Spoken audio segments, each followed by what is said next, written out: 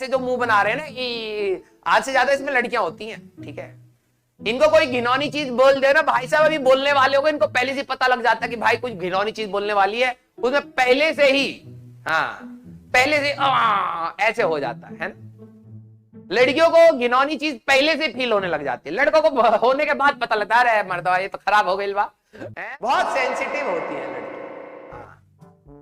ऐसे ही मैं, जैसे एक वर्ड होता है, मैंने लक्ष्य वालों को बताया था, पता नहीं आपको बताया था, लक्ष्य वालों को बताया था, मुझे नहीं पता, लेकिन मैं बता देता हूं क्योंकि यहाँ पे बिल्कुल फिट हो रहा है, ठीक है। मेरा एक फ्रेंड था कॉलेज में, Utkarsh Mishra, he was from Faizabad UP, बिल्कुल मतलब मेरा रूम के साइड में ही रहता था, ठीक है।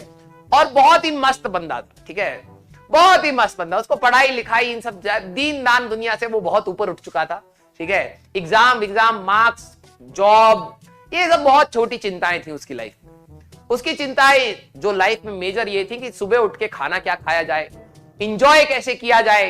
आईआईटी में तो पहुंच गए, यहीं तक का सपना हम देखे थे, इसके आगे का तो कभी सोचे ही नहीं थे कि जॉब भी लेनी है, तो वो हम बाद में सॉर्ट आउट करेंगे, पहले हमारा मनोरंजन होना चाहिए, ठीक है। तो उसी मनोरंजन के दौर में ही उनकी किसी महिला मित्र से बात हुई, ठीक है। स्कूल की फ्रेंड थी, और फिर वो भी कॉलेज में गई, तो दोनों के पर मिले, और एक पर से उड़ने से क्या ही फायदा, टेढ़ा हो जाएंगे। तो लोग कहते हैं कॉलेज में जाने के बाद पर निकलते हैं, तो अब देखो, या तो पर एक साइड का निकालोगे या तो दूसरे साइड का निकालोगे, है ना, लेफ्ट या राइट। अगर पर निकाल रहे हो तो प्रॉपर पर निकालो, ठीक है, दोनों साइड के प्रॉपर निकालो और प्रॉपर उड़ो अच्छे से। रीजन भी, अगर इस साइड का चलाओगे तो भैया फोर्स इस साइड होएगा, तो ऐसे चले जाओगे, तो जिस डायरेक्शन में जाना पहुंच नहीं पाओगे, इधर का चलाओगे तो इधर चले जाओगे। तो डायरेक्शन बैलेंस करने के लिए और प्रॉपर जहां उड़ के जाना है वहां तक के लिए दोनों पर उड़ाने चाहिए। तो उन्होंने प्रॉपर अपने पंख फैलाए गिद्ध जैसे, और धै धै धै चला चला के खूब एंजॉय करने की कोशिश करी। जो महिला मित्र मिली उनसे फोन पे बतियाना स्टार्ट हुआ। हमारे टाइम पर ही सभी के पास फोन आना स्टार्ट हो गया था, मोबाइल रेवोल्यूशन इंडिया में हमारे पास सब बच्चों के पास होने लग गया था। उससे पहले की जनरेशन के पास सबके पास फोन नहीं होता था, ठीक है, मतलब 4-5 साल पहले की बात। तो इन महिला मित्र से जब बात करते थे तो वो बहुत घबरा जाते थे, क्योंकि पहली बात, वो महिला मित्र कुछ कुछ अंग्रेजी शब्द भी बोलती थी जिनका क्या मतलब है उनको समझ नहीं आता था, ठीक है। एक शब्द था ऐसे, अब ये महिला मित्र बहुत ज्यादा यूज करती हैं, ठीक है। एक ये शब्द था, अब आप सभी लोगों को पता होगा ये क्या है, क्योंकि आप हमसे भी आगे की जनरेशन के हैं, और इसका मतलब हमें भी नहीं पता था सच बताए तो हमें भी इसका मतलब नहीं पता था, राइट। सारी लड़कियां जानती हैं, सारी लड़कियां मेजॉरिटी वर्ड्स इसी फॉर्म में ही यूज करती हैं। ओ, है ना, कोई भी अच्छा लगा ओ, कोई गंदा लगा ओ है ना हमें तो यही समझ आता है ना। तो वो मेरे पास घबराया घबराया आया और कह रहा है कि यार हमें ना इसकी भाषा समझ नहीं आती है। मैंने कहा क्यों, क्या दिक्कत है? कह रहे यार ये बीच बीच में ना पता नहीं सियार की जैसे बोलती है। मैंने कहा सियार? कह रहा लोमड़ी, लोमड़ी के जैसे बोलने लगती है। मैंने कहा अरे यार ये तो बड़ी अजीब सी बात है। कह रहा हाँ। मैंने कहा ऐसा कैसे हो सकता है, इंसान ही है।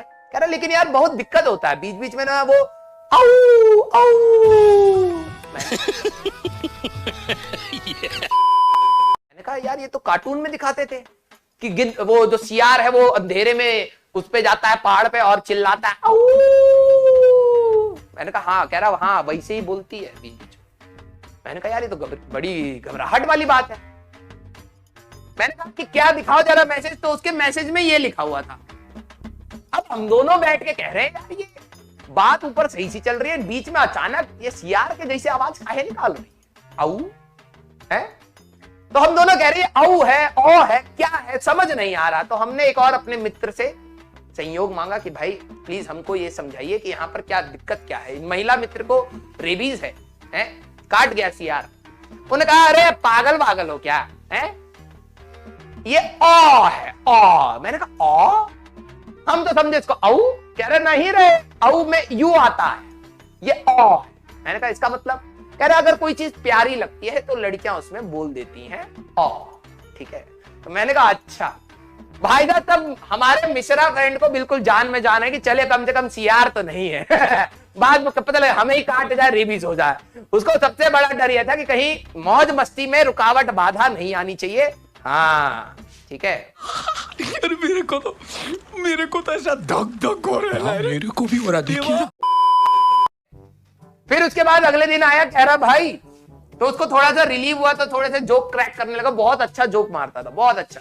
अगर मैं तुम्हें थोड़ा सा हंसा पा रहा हूं तो ये उसी का ही योगदान है कि उसने ही मतलब हमें सिखाया कि जोक कैसे मारते हैं।